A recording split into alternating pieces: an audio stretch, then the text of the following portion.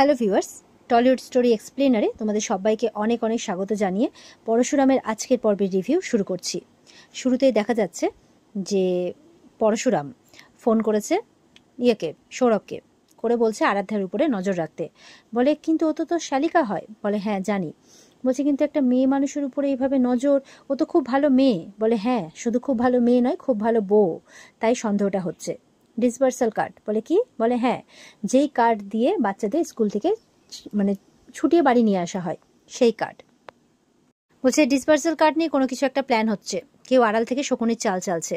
কর্ণ চ্যাটার্জি, তুমি গৌরবদের দলে যতই শক্তিশালী হও না কেন, তুই মহাবলী হও, মহাপরাক্রমশালী হও, এই কমন ম্যান পরশুরামের কাছে তুমি একজন বিগ জিরো। এই বলে ফোনটা রেখে দেয়। এদিকে আরাধ্যা তার মায়ের সাথে কথা বলছে।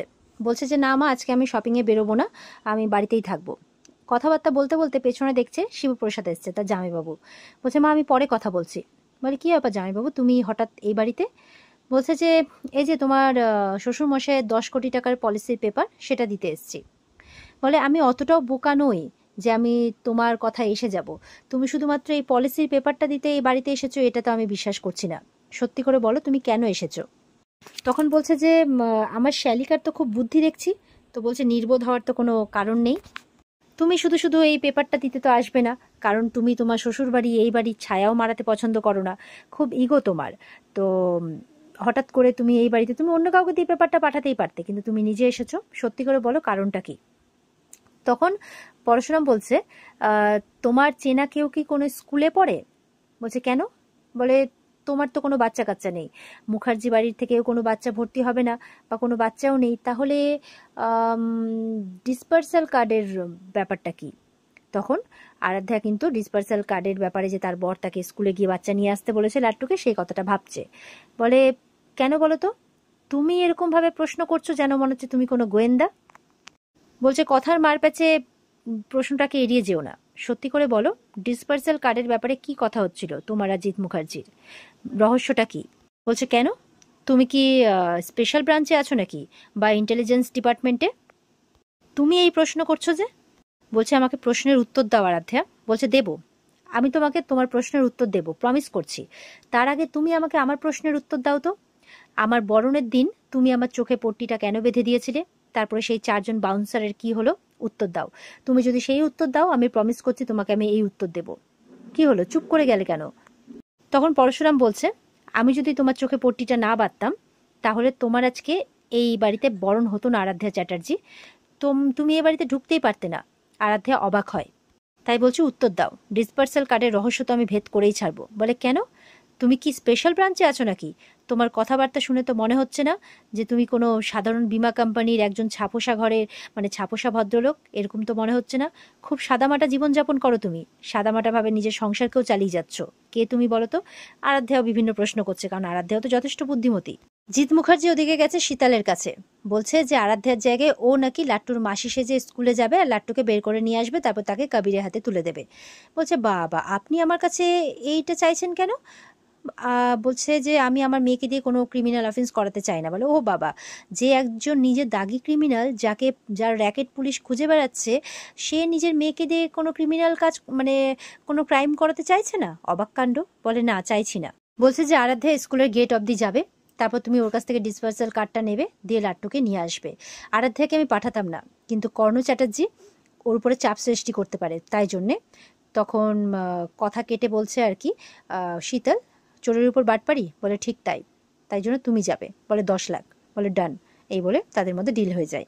এদিকে শীতলের সাথে ডিল হওয়ার পর শীতল ফোন করেছে পরশুরামকে। পরশুরাম বলছে কি ব্যাপার, ফোন করেছো কেন? বলে তুমি কোথায়? বলে কেন? বলে তোমাকে তো কুয়াশা ঘিরে ফেলেছে। বলে কুয়াশা? বলে হ্যাঁ, তোমাকে কুয়াশা ঘিরে ফেলেছে। এবার তো তোমাকে কেউ বাঁচাতে পারবে না, তোমাকে তো সামনে আসতেই হবে। আর আমি তো দেখছি শীতলকেও ইন্টারফেয়ার করতে হবে না, তাই বলছে। এই বলে খুব হাসছে, বলে ফোনটা রেখে দেয়। আর পরশুরাম হ্যালো হ্যালো করতে থাকে, তবে শালিকার সামনে তেমন কিছু বলে না। এরপর চলে যাচ্ছে, যাওয়ার সময় বলছে যে এই পেপারটা কিন্তু তোমার শ্বশুরমশাইকে দিয়ে দিও। যাওয়ার সময় আরাধ্যাও বলছে আমি আমার ছদ্দি ভাইকে বলবো না যে তুমি এখানে এসেছিলে, তবে তোমার প্রশ্নের উত্তরের অপেক্ষায় আমার প্রশ্নের উত্তরের অপেক্ষায় আমি থাকবো, যে সেদিন তুমি আমার চোখের পট্টিটা কেন বেঁধে দিয়েছিলে, আর 4 জন বাউন্সারের কি হলো। পরশুরামও সেখান থেকে হাসতে হাসতে চলে যায়। এদিকে তো শীতল পরশুরামের ব্যাপারে নিজে নিজেই কথা বলছে। যে কি ব্যাপার, মানে এবার তো তুমি শেষ, তোমাকে তো আর কেউ বাঁচাতে পারবে না। এরকম কথা বলতে বলতে পরশুরামকে ফোন করেছে, বলে তোমার সাথে কিছু কথা বলতে চাই। বলে বলো। বলে তোমার সাথে মুখোমুখি দেখা করতে চাই। বলে বলে যে শিওর? বলে হ্যাঁ একদম। বলে কোথায়? বলে হোটেলে, রুম নাম্বার 604। কোন হোটেল সেটাও বলে দেয়। 606 রুম নাম্বার। বলে ভয় পাচ্ছে অফিসার পরশুরাম, আন্ডারওয়ার্ল্ডের সব ডনেদের ত্রাস, তাই বলছে। আমার পুরনো বন্ধু পরশুরাম ভয় পাচ্ছে? বলে পরশুরাম ভয় পায় না, বলে ভয় না পেলে তোমারই লাভ, তাই বলছে। পরশুরাম বলছে শীতল, নিজেকে চালাক ভেবো না, তোমার কাছে আমার নামের একটা বুলেট রাখা আছে, সেটা আমি জানি। বলে হ্যাঁ সে তো অবশ্যই, কিন্তু তোমাকে এইভাবে ফাঁদে ফেলে আমি মারবো না, আপাতত দেখাটা করো, এই বলে ফোনটা রেখে দেয়। তো এবার পরশুরাম বলছে বাকিদের যে শীতল দেখা করতে ডাকছে ওরকম হোটেলে, রুম নাম্বার 606। তো বলছে সাবধান, খুব ডেঞ্জার কিন্তু এই মেয়ে, যা খবর পাচ্ছি একাই কিন্তু একটা র্যাকেট চালাচ্ছে। বলে হ্যাঁ তবুও যেতে তো হবেই। তো বলছে যে ঠিক আছে। ওদিকে শীতল তো খুব হাসছে যে এতক্ষণে তো নিশ্চয়ই রওনা হয়ে গেছো, কারণ পরশুরাম রওনা হওয়ার জন্য পুরো টিমকে ডেকেছে। বলছে তুমি তো এই রুম নাম্বারে এসে আমাকে পাবে না, কারণ আমি তো থাকবো সেই সময় লাট্টুর স্কুলে। মানে এটা হচ্ছে শীতলের চাল ছিল, পরশুরাম তাকে ধরার জন্য এই রুম নাম্বারের এখানে আসবে, মানে এই হোটেলে আসবে, আর সেই ফাঁকে ও লাট্টুকে গিয়ে তুলবে, তাহলে সেখানে পরশুরাম থাকবে না। চালাকের উপরে চালাকি। সৌরভ বলছে যে কি তোর কি কাজ আছে বলছিলি, বাড়িতে কি রান্নাবান্না করবি, বউ বাচ্চাদের আনতে যাবে? বলে হ্যাঁ, তার মধ্যেই কাজ সেরে বেরিয়ে আসবো, চল, এ বলে রওনা হয়ে যায়। তো এবার পরশুরাম কিন্তু মানে টিমকে নিয়ে বেরিয়ে পড়েছে ওই ইয়েতে হোটেলে। তো প্রত্যেকের হাতে গান, খুব সাবধানে তারা যাচ্ছে এদিক ওদিক দেখতে দেখতে। আর ওদিকে তটিনী রিক্সা করে বেরিয়ে পড়েছে লাট্টুকে আনতে আর কি। তো তটিনী তখন ফোন করেছে পরশুরামকে। তো ফোনটা বেজে উঠেছে, তো পরশুরাম রিসিভ করে, বলে তুমি কোথায়? বলে তুমি তাড়াতাড়ি বাড়ি আসবে বললে, শোনো না, আমি না আলুটা সেদ্ধ করে এসেছি, তুমি গিয়ে ভর্তাটা বানিয়ে নেবে। আর আমি না লক্ষ্মীটি ফিশ ফ্রাইয়ের জন্য সব রেডি করে এসেছি, লাট্টু একটু ভেটকি ফ্রাই খেতে চেয়েছে, তুমি গিয়ে শুধু মানে ফিশটা ফ্রাই করে নেবে, আমি ততক্ষণে চলে আসবো। আর শোনো না, মার শাড়িটা পাল্টাতে হবে, ওই লাল কাঞ্জিবারামটা আমি প্যাকেটে রেখে এসেছি আলমারির মধ্যেই রাখা আছে, ওই লাল শাড়িটা গিয়ে একটু পাল্টে নিও, এইসব কথা বলছে। তখন বলছে তুমি চুপ করে আছো কেন? পরশুরাম বলছে শোনো না, আমি একটা ক্লায়েন্ট মিটে আছি, আস্তে আস্তে বলছে, বাকিরা শুনছে। বলে আচ্ছা আচ্ছা ঠিক আছে, এই বলে কিন্তু ফোনটা রেখে দেয়। এরপরে তটিনী বলছে দাদা একটু তাড়াতাড়ি চলুন না, রিক্সা চালককে বলছে।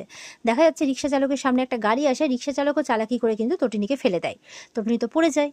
তটিনী বলছে দেখে গাড়ি চালাতে পারেন না? বলে আপনার রিক্সা চালকই তো আমার গাড়ির সামনে এসছে। বলে একদম ফালতু কথা বলবেন না, নামুন গাড়ি থেকে, নামুন। এই বলে তটিনী গাড়ি থেকে টেনে টেনে নামায়, এক চড় মারে। বলে আপনি গাড়ি হাত তুলছেন কেন? বলে 100 বার তুলবো, আপনি দেখতে পাচ্ছেন না আপনার জন্য কতটা দেরি হয়ে গেল? হ্যাঁ, আমার ছেলে মেয়ে স্কুলে ওয়েট করছে, এতক্ষণ আমি কতটা লেট হয়ে গেলাম।